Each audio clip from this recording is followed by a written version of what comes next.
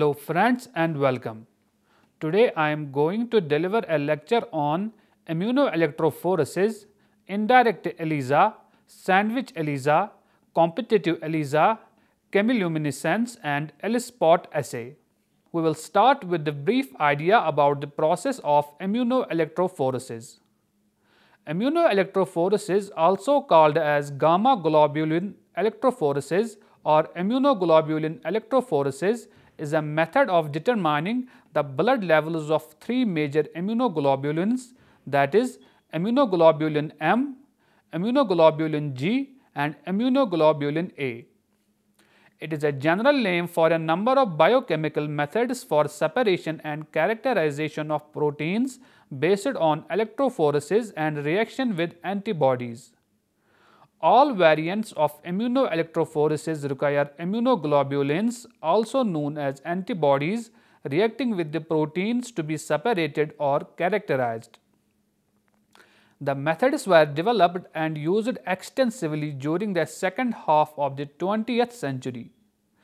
Agarose as 1% gel slabs of about 1 mm thickness, buffered at high pH around 8.6, is traditionally preferred for the electrophoresis as well as the reaction with antibodies.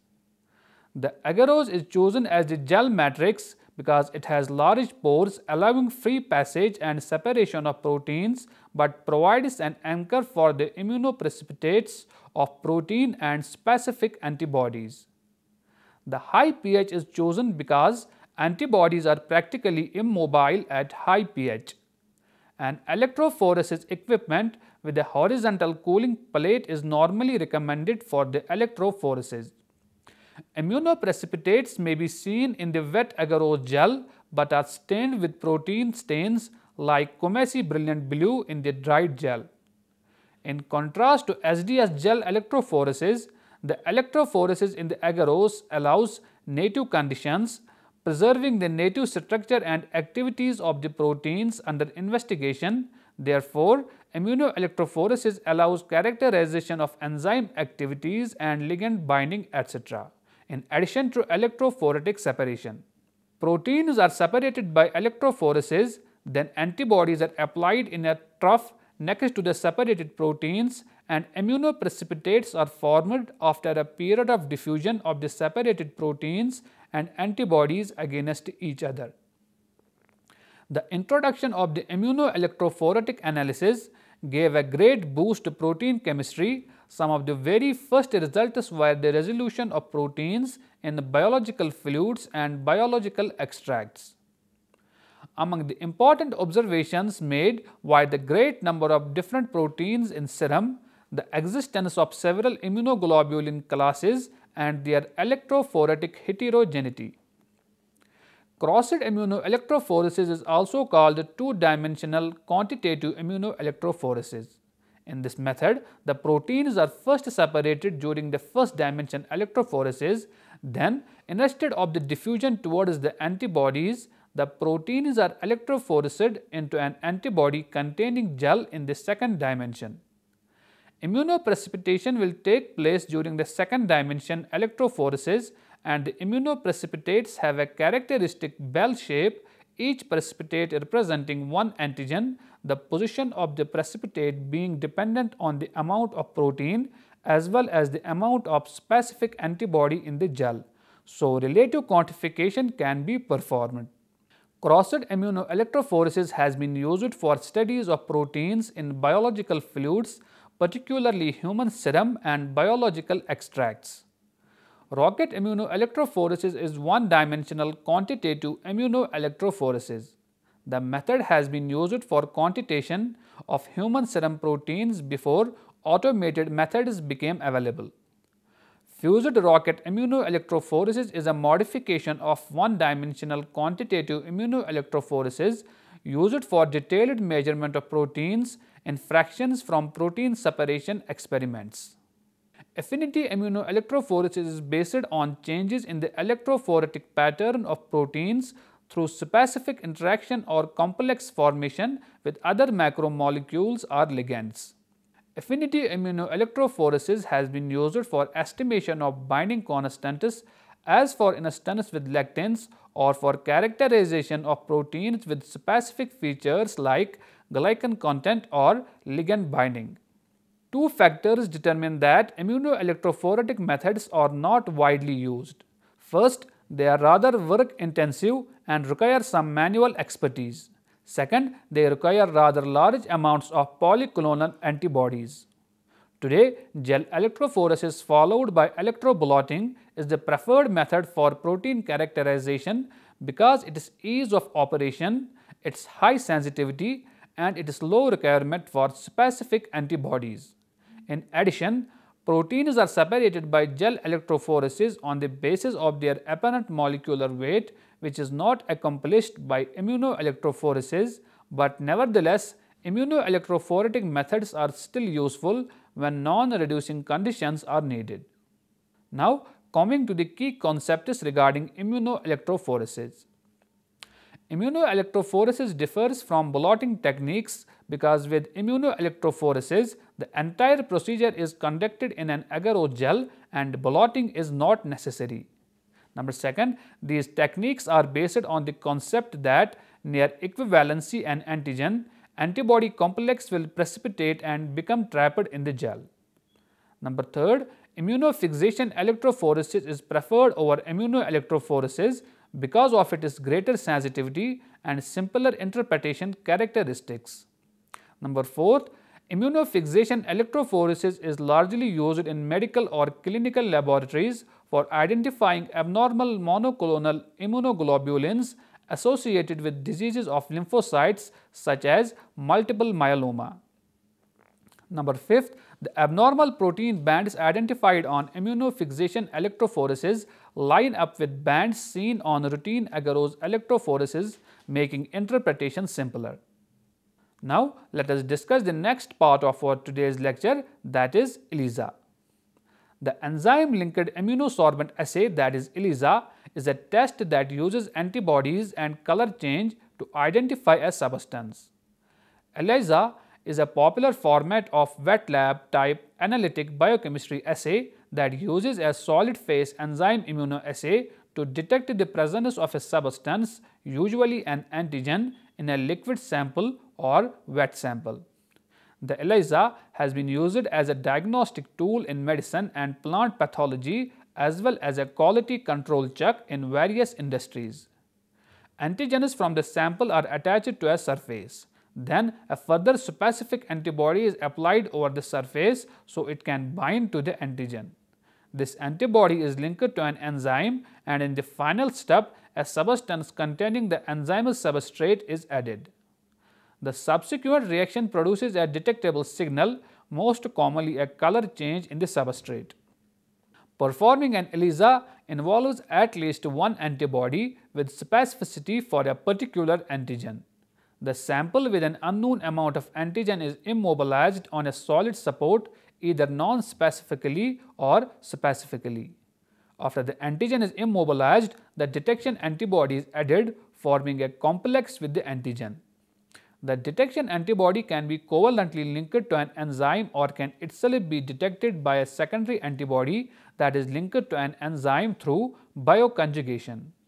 Between each step, the plate is typically washed with a mild detergent solution to remove any proteins or antibodies that are non-specifically bound. After the final wash step, the plate is developed by adding an enzymatic substrate to produce a visible signal which indicates the quantity of antigen in the sample. Next is indirect ELISA. Indirect ELISA is a two-step ELISA which involves two binding process of primary antibody and labeled secondary antibody. The primary antibody is incubated with the antigen followed by the incubation with the secondary antibody. However, this may lead to non-specific signals because of cross-reaction that the secondary antibody may bring out. Number first, microvalve plates are incubated with antigens, washed up and blocked with BSA. Number second, samples with antibodies are added and washed. Number third, enzyme-linked secondary antibody are added and washed. Number fourth, a substrate is added and enzymes on the antibody elicit a chromogenic or fluorescent signal. Now coming to the indirect ELISA advantages. Number first is the high sensitivity, that is more than one labeled antibody is bound per antigen molecule. Number second is flexible, that is different primary detection antibodies can be used with a single labeled secondary antibody. Number third is cost saving, that is fewer labeled antibodies are required. In the indirect ELISA test, the sample antibody is sandwiched between the antigen coated on the plate and an enzyme labeled antispecies globulin conjugate. The addition of an enzyme substrate chromogen reagent causes color to develop. This color is directly proportional to the amount of bound sample antibody. The more antibody present in the sample, the stronger the color development in the test wells. This format of indirect ELISA is suitable for determining total antibody levels in samples, that is Newcastle disease virus, B. abortus, etc. Now, let us discuss the next part of our today's lecture, that is sandwich ELISA. The sandwich enzyme linked immunosorbent assay is a sensitive and robust method which measures the antigen concentration in an unknown sample. The antigen of interest is quantified between two layers of antibodies, that is the capture and the detection antibody. These antibodies must bind to non-overlapping epitopes on the antigen. Either monoclonal or affinity purified polyclonal antibodies can be used as capture and detection antibodies depending on the cost, the dynamic range and the sensitivity of the final assay. The steps are: number first, a surface is prepared to which a known quantity of capture antibody is bound. Number second, any non-specific binding sites on the surface are blocked. Number third, the antigen containing sample is applied to the plate and captured by the antibody. Number fourth, the plate is washed to remove unbound antigen. And number fifth, a specific antibody is added and binds to the antigen, hence the name sandwich, that is the antigen is stuck between the two antibodies. Number 6, enzyme linked secondary antibodies are applied as detection antibodies that also bind specifically to the antibody's Fc region, that is non-specific. Number 7, the plate is washed to remove the unbound antibody enzyme conjugates. Number 8, a chemical is added to be converted by the enzyme into a color or fluorescent or electrochemical signal. Number 9, the absorbance or fluorescence or electrochemical signal, for example current of the plate wells, is measured to determine the presence and quantity of antigen. Now, let us try to learn about competitive ELISA. A third use of ELISA is through competitive binding. The steps for this ELISA are somewhat different from the first two examples. Number first, unlabeled antibody is incubated in the presence of its antigen, that is sample. These bound antibody-antigen complexes are then added to an antigen-coated well. Number third, the plate is washed so unbound antibodies are removed. Number fourth, the secondary antibody specific to the primary antibody is added. This second antibody is coupled to the enzyme. Number fifth, a substrate is added and remaining enzymes elicit a chromogenic or fluorescent signal. Number 6, the reaction is stopped to prevent eventual saturation of the signal. Now, coming to the applications of ELISA. Number first, presence of antigen or the presence of antibody in a sample can be evaluated. Number second, determination of serum antibody concentrations in a virus test. Number third, it is used in food industry when detecting potential food allergens. Number fourth, it is applied in disease outbreaks, that is tracking the spread of disease, for example HIV, bird flu, common colds, cholera, STD, etc. Next part of our today's lecture is chemiluminescence. Chemiluminescence, sometimes called as chemoluminescence, is the emission of light, that is luminescence, as the result of a chemical reaction. There may also be limited emission of heat. Given reactants A and B with an excited intermediate, that is A plus B gives excited state, which gives products plus light. For example, if A is luminol and B is hydrogen peroxide in the presence of a suitable catalyst, we have C8H7N3O2, that is luminol, plus H2O2, that is hydrogen peroxide, gives 3 times APA in the excited state, that is amino phthalate, which gives 3 times APA plus light, where 3PA is 3 amino phthalate and 3PA diamond is the vibrionic excited state, fluorescing as it decays to a lower energy level. The decay of this excited state to a lower energy level causes light emission. In theory, 1 photon of light should be given off for each molecule of reactant. This is equivalent to Avogadro's number of photons per mole of reactant. In actual practice, non-enzymatic reactions seldom exceed 1% quantum efficiency. Chemiluminescence differs from fluorescence or phosphorescence in that the electronic excited state is the product of a chemical reaction rather than of the absorption of a photon. It is in the antithesis of a photochemical reaction in which light is used to drive an endothermic chemical reaction. Here light is generated from a chemically exothermic reaction. A standard example of chemiluminescence in the laboratory setting is the luminol test. Here blood is indicated by luminescence upon contact with iron in hemoglobin.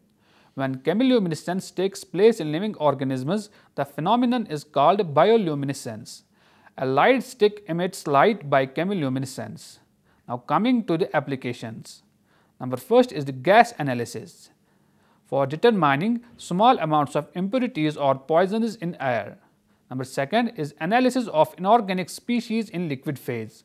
Number third, analysis of organic species useful with enzymes where the substrate is not directly involved in the chemiluminescence reaction but the product is. Number fourth, detection and assay of biomolecules in systems such as ELISA and Western blots. Next, DNA sequencing using pyrosequencing. Next is lighting objects, combustion analysis, children's toys, and last, glow sticks.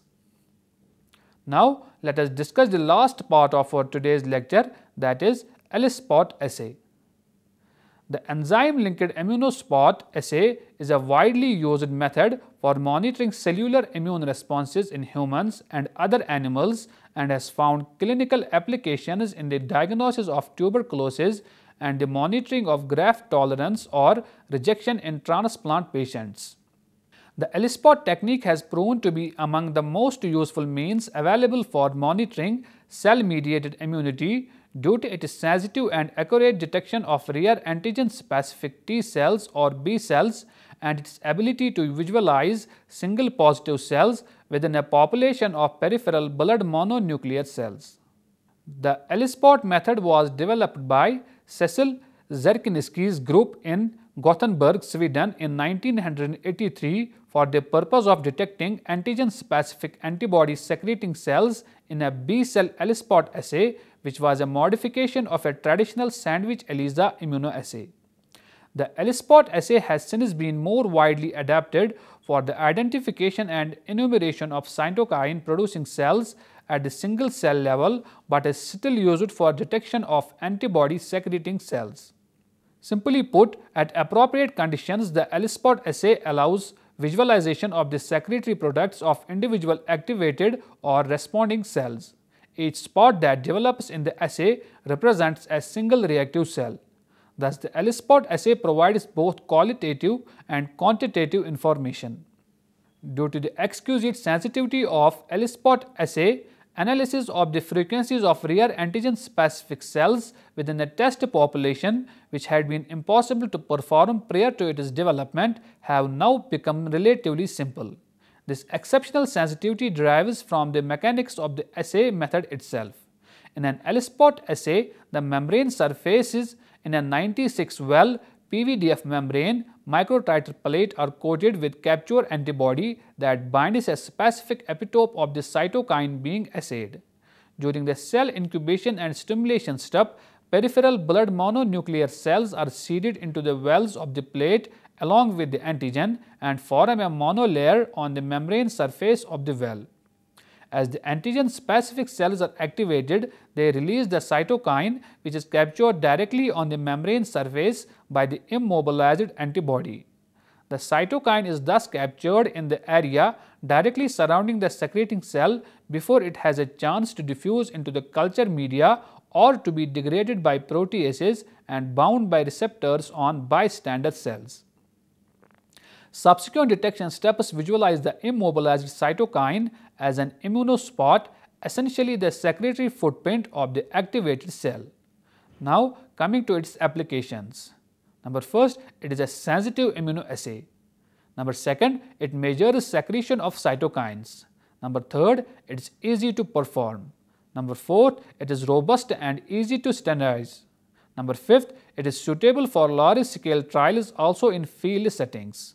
That is all about today's lecture. Hope you have understood it well. Thank you very much and goodbye.